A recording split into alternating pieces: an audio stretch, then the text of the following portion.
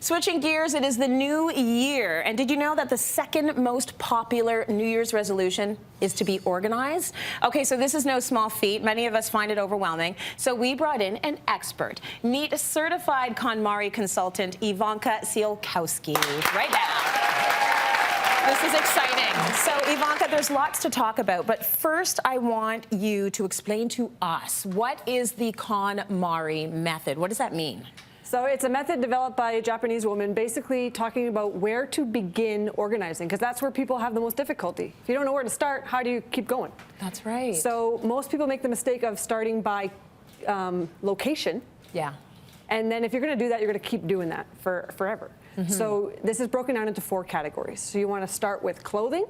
Then you're going to do books and papers, and then miscellaneous, it's called kimono. Okay. Like garage, bathroom, wall, those kinds of things. Yeah. And then finally sentimental items.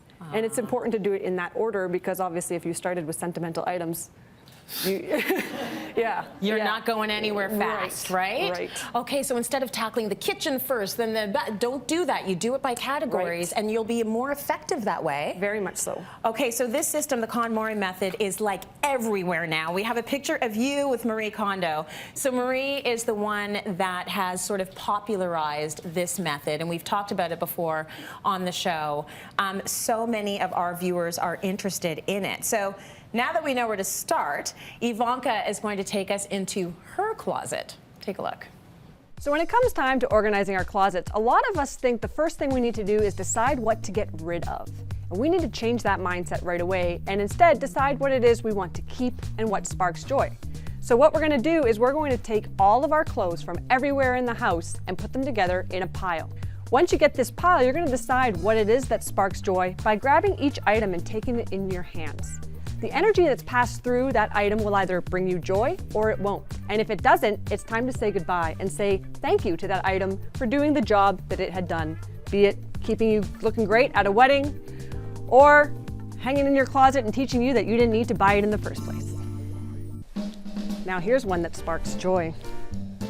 So now that we've decided what we want to keep, we have to decide how it is we want to store it. And the best way to do that is to go with the KonMari method of deciding what it is we want to hang versus what it is we want to fold.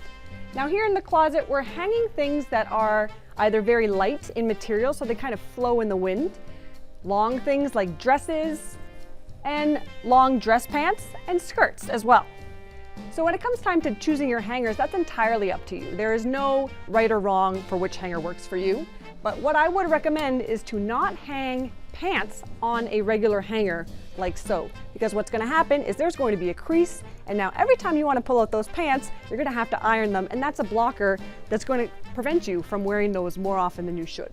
Now in the closet, you can see that they're being hung on an angle. If you take your finger and point up, the reason being we want to start with the heavier things on the left and then move them up to the right so that we end on a happier, lighter note.